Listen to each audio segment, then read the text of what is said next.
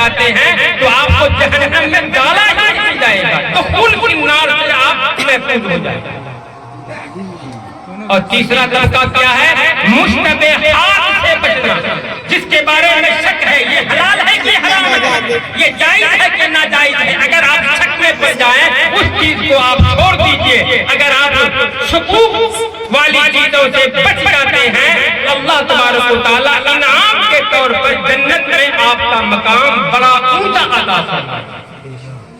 تو تقویٰ کے کتنے درجے میں نے بتایا؟ 3۔ کفر اور شرک سے اپنے آپ کو بچانا، جہنم میں ہمیشہ رہنے سے آپ بچ جائیں گے۔ اپنے آپ کو گناہ اور خطا سے بچانا، اب جہنم میں بالکل جانے سے بچ جائیں گے۔ اور کیا ہے؟ مشتبہات سے اپنے آپ کو بچانا، تو آپ کا مقام جنت میں کیا ہوگا؟ اونچا ہوگا۔ آپ کا درجہ جنت میں کیا ہوگا؟ اعلیٰ ہوگا۔ اگر آپ اونچا اور اعلیٰ درجہ جنت میں حاصل کرنا چاہتے ہیں تو آپ اپنے آپ کو شک والی چیزوں سے بھی بچا جائے۔ ایک تاریخی واقعہ اور آخری بات میں آپ کے سامنے رکھ رہا ہوں، درود شریف پڑھ لیں۔ اللہم صلی علی سیدنا سفینا حبیبنا مولانا محمد معدن الجود والکرم منبع العلم والحلم والحکم وآلہ واصحابہ اجمعین۔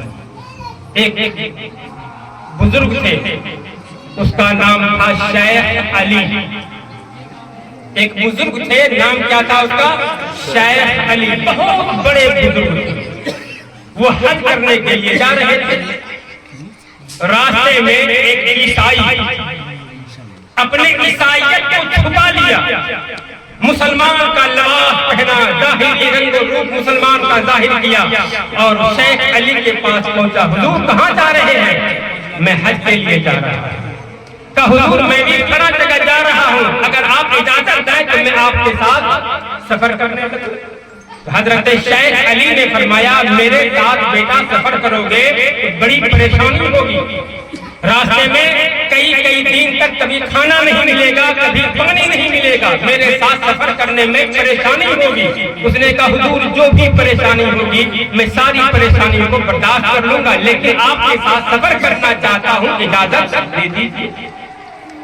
اس نے اپنے آپ کو کیا ظاہر کیا؟ مسلمان، لیکن وہ کیا تھا حقیقت میں؟ عیسائی۔ لیکن چونکہ یہ اللہ والے تھے، یہ تو دیکھتے ہی پہچان گئے کہ یہ ظاہر میں مسلمان ہے، اندر سے کیا ہے؟ عیسائی ہے۔ ہمارے نبی نے فرمایا اتقوا فراست المؤمن فإنه ينظر بنور اللہ، مومن کی فراست سے بچو اس لیے کہ وہ اللہ کے نور سے دیکھا کرتا ہے، جو اللہ کے نور سے دیکھا کرے گا اسے پہچاننے میں غلطی ہو سکتی ہے۔ راستے میں سفر کر رہے ہیں، ایک مرتبہ ایسا ہوا کہ 6-7 دن تک نہ کھانا ملا نہ پانی ملا۔ جب وہ عیسائی پریشان ہو گیا کہ اس نے عرض کیا حضور اب تو مجھ سے چلا بھی نہیں جاتا ہے، اب تو مجھ سے بیٹھا بھی نہیں جاتا ہے، کئی دن سے نہ کھانا ہے نہ پانی ہے، آپ تو اللہ والے ہیں، آپ دعا فرمائیے، آپ اللہ والے ہیں، آپ دعا کریں گے اللہ تعالیٰ آپ کی دعا کو قبول فرمائے گا، آسمان سے دسترخوان اترے گا، ہم کو کھانا بھی مل جائے گا، پانی بھی مل جائے گا، آپ دعا فرمائیے۔ حضرت شیخ علی نے اللہ کی بارگاہ میں سجدہ کیا اور سجدے میں دعا کیا مولا میرے لیے نہیں بلکہ میرے ساتھی کے لیے تو کھانے کا انتظام کرنا۔ بس سجدے سے سر اٹھایا، ایک دسترخوان اترا، اس میں 2 گلاس پانی ہے، 2 روٹی ہے، کچھ سبزی ہے۔ حضرت شیخ علی نے فرمایا 1 روٹی 1 گلاس پانی تم لے لو، 1 روٹی 1 گلاس پانی میں لے لوں۔ دونوں کو کچھ جانا، پھر سفر شروع ہوا۔ ایک مرتبہ پھر ایسا ہوا کہ 5-6 دن تک کھانے کے لیے کوئی چیز نہ ملی، تو شیخ علی نے دل میں سوچا کہ پھر وہ مجھ سے کہے گا۔ اس کے کہنے سے پہلے شیخ علی نے فرمایا اے میرے ساتھی پہلے دن تو میں نے دعا کیا تو میری دعا قبول ہو گئی، سب دن ایک طرح کا معاملہ نہیں ہوتا ہے، ہو سکتا ہے کہ اب تم کہو گے تو میری دعا قبول نہ ہو، تم بھی تو میرے ساتھ رہنے والے ہو، تم بھی اللہ کی بارگاہ میں دعا کرو اپنے مذہب کے اعتبار سے، ہو سکتا ہے کہ تمہاری دعا سنی جائے۔ اس نے بھی سجدہ کیا، اس نے بھی کچھ کہا، جب سجدے سے سر اٹھایا تو آسمان سے دسترخوان اترا، اس میں 4 گلاس پانی ہے اور 4 روٹی ہے اور سبزی ہے، بالکل پہلے کا شیخ علی دیکھ کر کے جنگ ہو گئے. بھائی میں نے دعا کیا تھا تو 2 روٹی 2 گلاس، اور یہ دعا کر رہا ہے کہ 4 روٹی 4 گلاس پانی. نعرہ تکبیر، نعرہ تکبیر، نعرہ رسالت، نعرہ رسالت.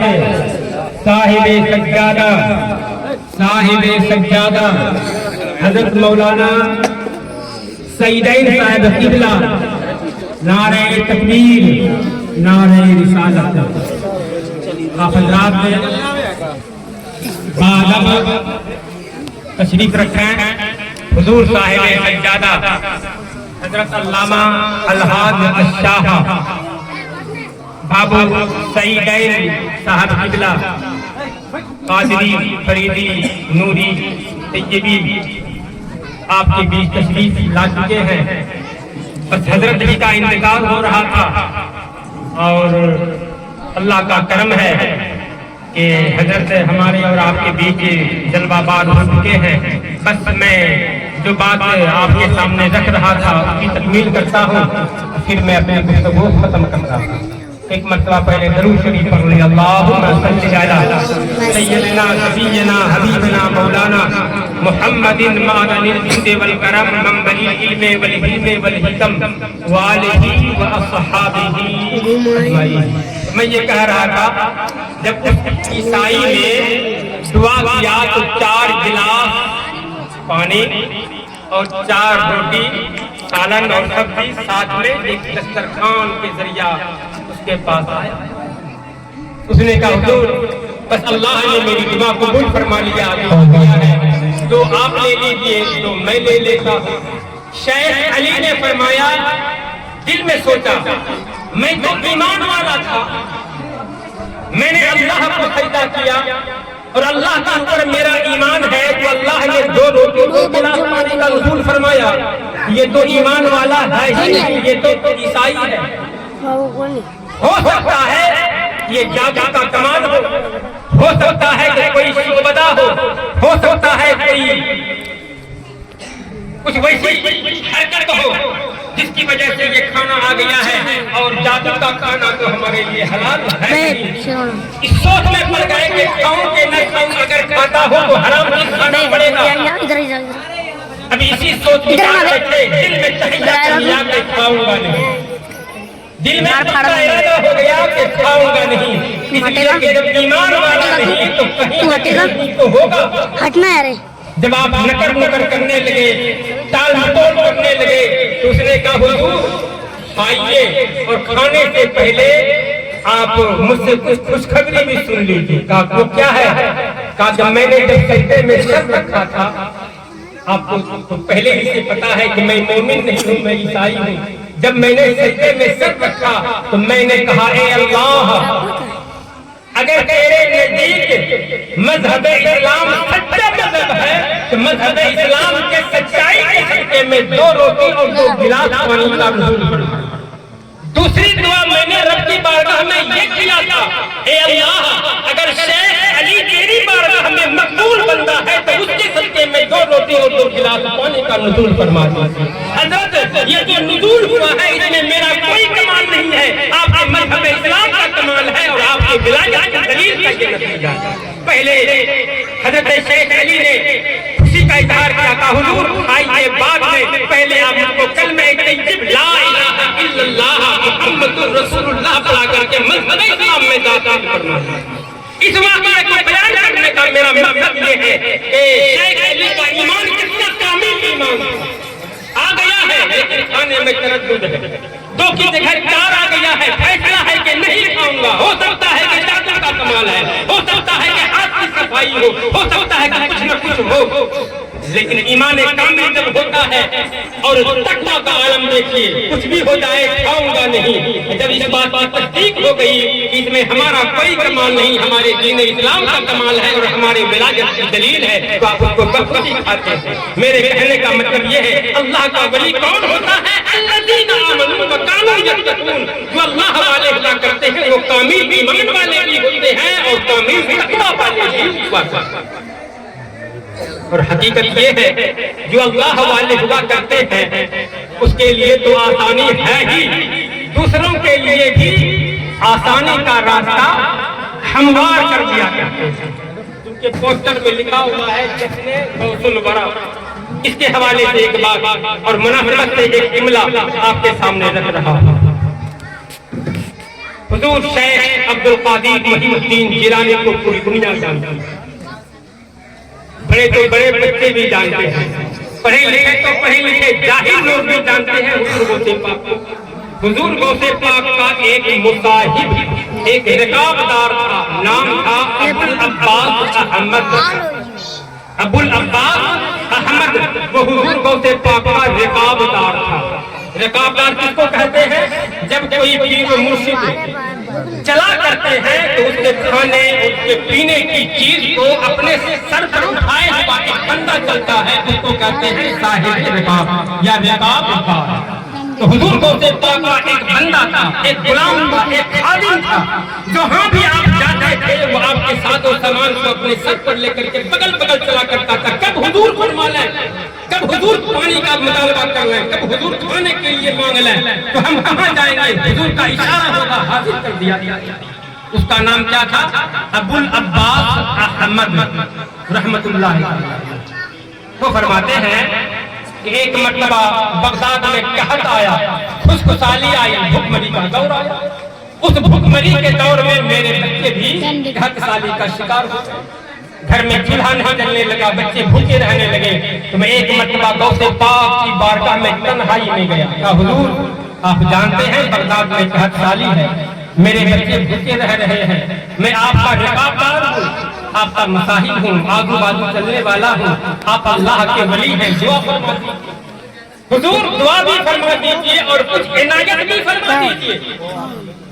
حضور غوث پاک نے دعا بھی فرمایا اور کہا کہ اطمینان رکھو۔ اپنے گھر گئے اور ایک برتن میں، ایک دھاما میں یا ایک ٹوکری میں کچھ گیہوں لا کر کے دیا اور کہا کہ اس کو لے کر کے گھر چلے جاؤ اور ایک بڑے برتن میں کوٹھی میں اس کو ڈال دو، اوپر سے منہ بند کر دو، نیچے میں ایک سوراخ کر دو، جب تم کو آٹا کی ضرورت پڑے گیہوں نکال لو، پسا لو، خود بھی کھاؤ، بال بچوں کو بھی کھلاؤ، جب ضرورت پڑے نکالتے جاؤ، کھاتے جاؤ، کھلاتے جاؤ۔ اس نے ویسا ہی کیا۔ ابو العباس احمد فرماتے ہیں کہ میں اپنے گھر میں اس گیہوں کو لایا اور ایک دو دن نہیں، مسلسل 5 سال تک میرے بال بچے کھاتے ہیں۔ تاریخ بتاتی ہے کہ ابو العباس احمد کو 18 بال بچے تھے اور 18 بچے ہیں جو اپنے ہیں، مہمان بھی تو آتے ہوں گے۔ اتنے سارے لوگ 5 سال تک کوٹھی سے گیہوں نکالتے گئے، کھاتے گئے، بال بچوں کو کھلاتے گئے۔ ایک مرتبہ ہوا کہ اس کی بیوی دل میں سوچنے لگی گیہوں کا کیا حال ہے، ڈھکن کو کھولا تو دیکھتی کیا ہے کہ جتنا ڈالا تھا اتنا موجود ہے۔ اس کے بعد پھر وہ گیہوں 5 دن میں ختم ہو گیا۔ جب ختم ہو گیا تو اس کی بیوی نے کہا ایسا ایسا ہو گیا۔ تب حضور غوث پاک کی بارگاہ میں گئے، کہنے لگے، حضور غوث پاک نے فرمایا اگر تم ڈھکن نہ کھولتے اور پوری زندگی اس کو کھاتے رہتے تو تمہارے بال بچوں کے لیے اتنا ہی گیہوں کافی ہوا۔ میرے کہنے کا مطلب یہ ہے جو اللہ والے ہوا کرتے ہیں اس کی زندگی میں آسانی تو ہوتی ہی ہے، جس کے لیے دعائیں خیر فرما دیتے ہیں، پھر اٹھا کر کے دے دیتے ہیں، اس کی زندگی میں بھی اللہ تعالیٰ آسانی عطا فرما دیتے ہیں۔ آپ اپنے